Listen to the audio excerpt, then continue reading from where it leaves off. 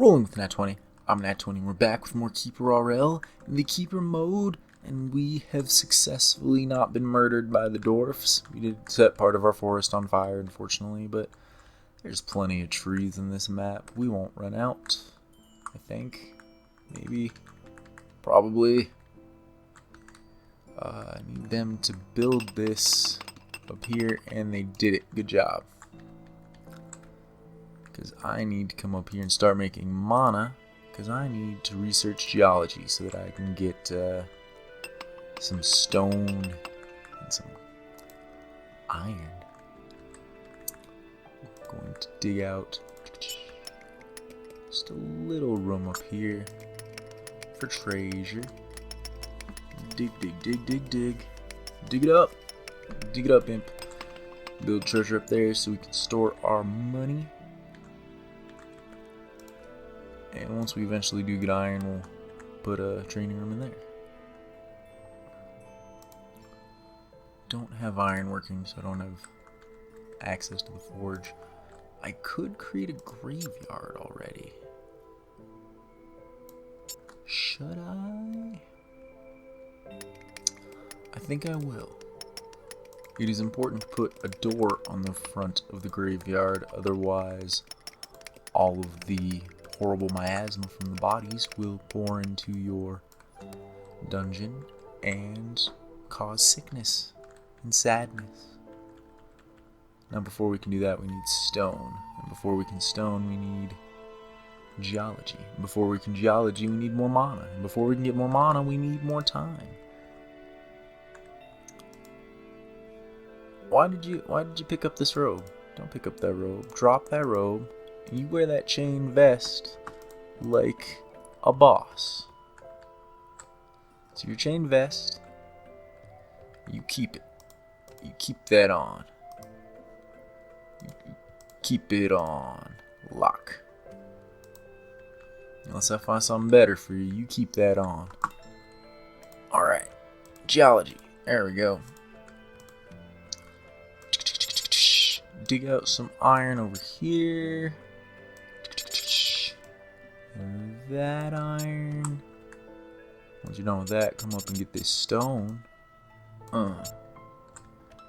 And is that all we got? Yeah, that's all that one thing in geology got us this time. But there's a bunch of iron and stone that we can go take from the dwarves once we get a little bit of power behind us. And I'm not talking about the dwarves on the map. I'm talking about the ones just right over here. They even got some kobolds in there.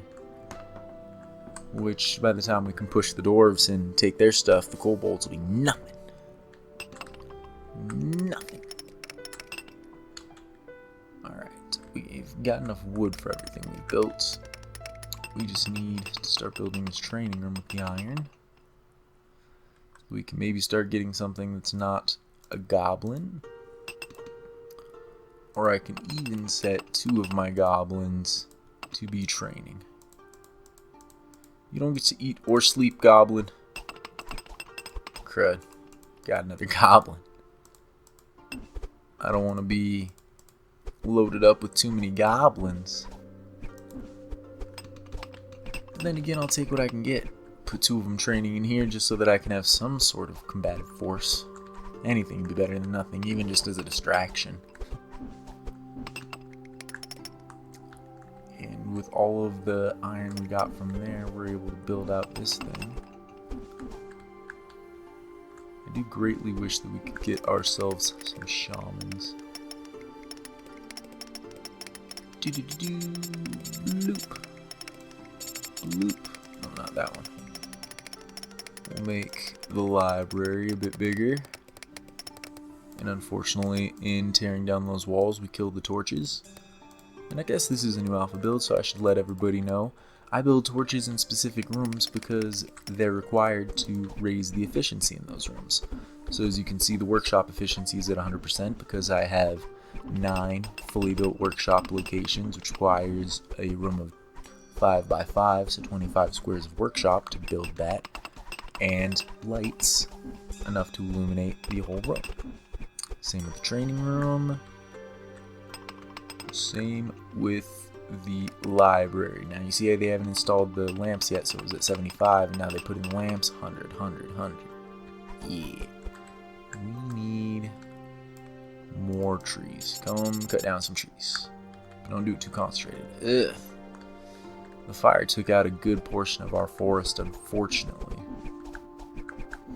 We did get a vampire to start helping us out in our efforts, as well as an orc, and we're going to train the orc up to be a beast. Become a beast orc. That puts our population at max. So we'll need to figure out ways of increasing that. The ways you can increase that is by building a pigsty, or by building statues, but they cost 300 gold apiece, or if you've defeated one of the main enemies, you can build a throne and just up it by 10. But that also increases your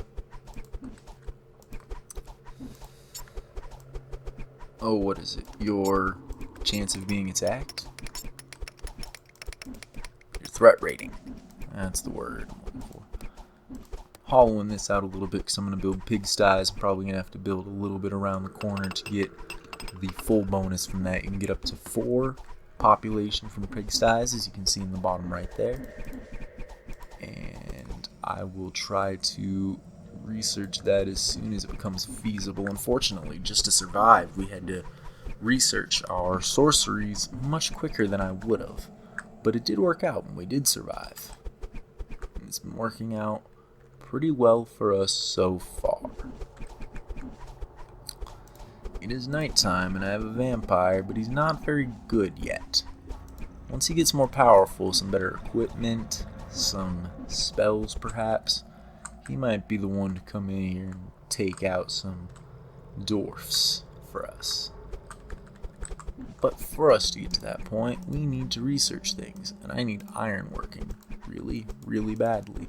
Because right now, with a workshop, all of the equipment I'm building kind of sucks. The workshop allows me to build some low-level armors and equipment, and it's important because it's the place I'm able to build traps and bows and whatnot later. But we need a forge so that we can start building equipment that matters. On that note, you need to stop training and start studying, because we need to up our mana quicker. Oh, I was wondering why they weren't digging this out. That's because I forgot to attach it to the main hall, so they didn't have a way into what I had dug out, unfortunately. But now they do, and they'll dig it out. And we will try to build the rest of our forge quickly and build some nice things in there to outfit our people.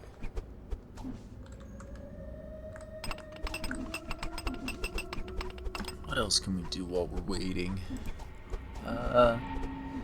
I could, if I wanted to, build a beast lair.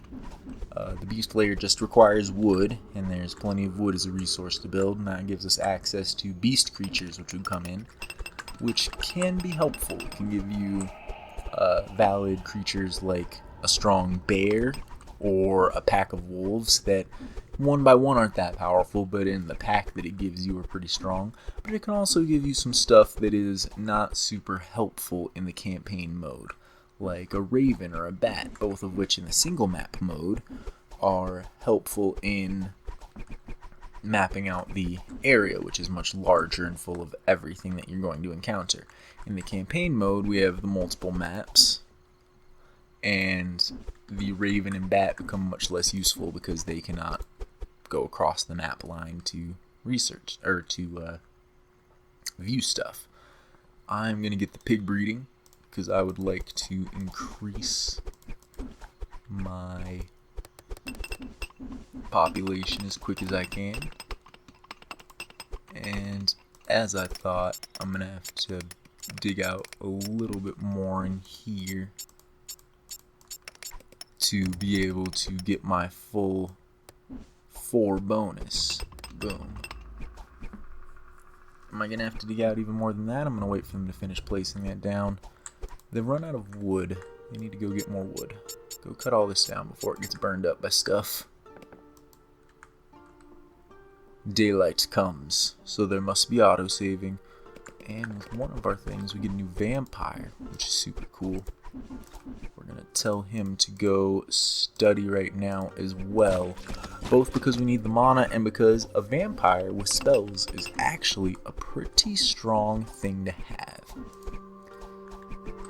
Now, this might seem a little silly, but I'm going to use a little bit of my mana I'm trying to build up just to put an eye outside, because I'd like to have a good look at what's going on in front of my area at all times. You can see how this is lit up. It no longer has the quote-unquote fog of war, so I can know what's going on right in front of my dungeon at any given time. On that note, I think I also would like to build a second door here, so once the first door gets busted down, I have a second line of defense. Before I go too far into this, I would like to be a little silly. Just stick an eyeball right in there so that I always have access to seeing in that hall. And that didn't work out too well. Maybe I need to dig out right here and right here to give it some more visibility. Yeah, there it is. That worked out much better. I can't quite see the doors, but that's okay. I can put a bunch of traps all up in here and it's no problem. You can see up here the vampires are learning a bunch of spells. That's a new thing that's added to Alpha 19 is the messages at the top when your creatures learn new spells, which is pretty handy. You can tell that our vampires are getting pretty good at spell casting, especially him. And they just keep learning more. The more spells they learn, the better. And as they're studying, we're getting more mana, and the more mana we get, the better things we can get. Let's push up to two-handed weapons and start outfitting our people that can actually wield two-handed weapons, which should be the majority of what we want to use in combat, and start getting two-handed weapons for them to build. One of the nice things about this game is that none of the stuff you're building in the workshop, forge, or later we're going to build a apothecary, what do they end up calling it? A laboratory, and a jewelry room. And none of the stuff that you're building in those takes any sort of resources. It just takes time and a minion's effort. Although it may cost them some morale, which you can then get back if you decide to whip them. Which I know seems a little counterintuitive, but just in case we do end up needing to do that in the near future, let's make a nice little whipping area right here. A message board. That's new. I wonder what a message board. A board we can leave a message for other players. Interesting. I'll have to give that a shot. I'll just put a little line of whipping posts back here so that anybody who needs a little morale boost can just be whipped in front of the money and see what they're doing for our cause. Fortunately, I do not have the wood to take care of that, so I'll just have to come over here and just do some deforestation right there. And with 3 people up there studying, our mana is coming in pretty nicely. We're going to get archery so that we can make bows and arrows, because ranged attacks are extremely important. How is our one orc doing at leveling? He's level 11 right now. 35 attack, 33 defense. The dwarves generally have 40-40 for their attack and defense, so he's getting pretty close to that. Now you, on the other hand, have buffs that can be used to try to be extremely devious. At nighttime, we get bonuses to the amount of mana we get. And I guess I should have started when you kill something you get mana, and at nighttime you get a bonus for it. Vampires have a weakness to sunlight, so they can only go out at night. Unless they're accompanied by a creature that is a source of darkness, like a vampire lord. But it's not the easiest thing to get a vampire lord. If we get lucky, we'll end up getting one. It all involves some luck in taking out the undead lesser enemy, which I do believe I left on the map. Alright, so what do we got in here? Rats. Dwarf. Alright. Haste. Shield. Strengthen. Dexterity. Escape. No, I thought I had invisible. I guess I don't. Stun him. You are stunned, and I am strong. Now you die. Now you die. Now you die. You're wounded. Get more hurt. Oh no, you stopped being stunned and ended up using... Ended up using a healing potion. I don't want any of that. Don't set me on fire. You set the bed on fire when you exploded, and that hurt the dwarf. That's good. Yeah. Chase him down. Get him. We got the dwarf. Take his gold and take his shiz. What we get for that? Hammer you're wielding is better. The chain armor you got is better, and you already got leather boots just as good. Alright. Now all that's in here is some kobolds. It really don't matter how many kobolds there are. They're just kobolds. And I am a vampire. Bleh. Go check that body here in a sec. What's up here? This could be concerning, 'cause this could be more dwarfs. And I am not prepared to fight more dwarfs. However, it is good to know that there are more dwarfs right there. So I don't want to expand my dungeon too far out that way. Luckily, I'm not in any sort of danger for that. We'll come back with an imp to loot all that stuff, because the imps don't seem to have any carry limit, which is nice. Hey, hey, hey. You don't get to get away. There is no escape for kobolds. What do you think this is? Alright. Let's gall them out. There's no more dwarfs in this area. Alright. We've murdered ourselves some kobolds and some dwarfs. It's time to return home and return to studies. In the meantime,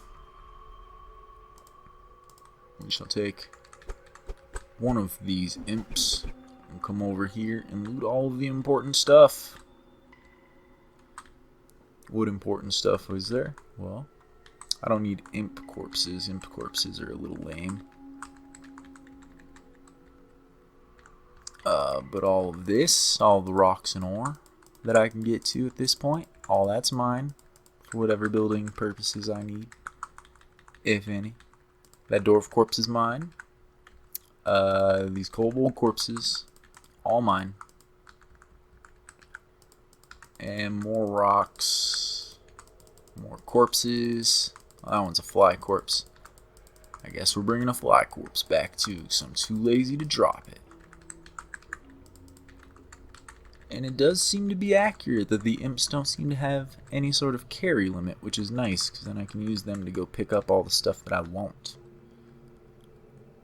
Have them come back.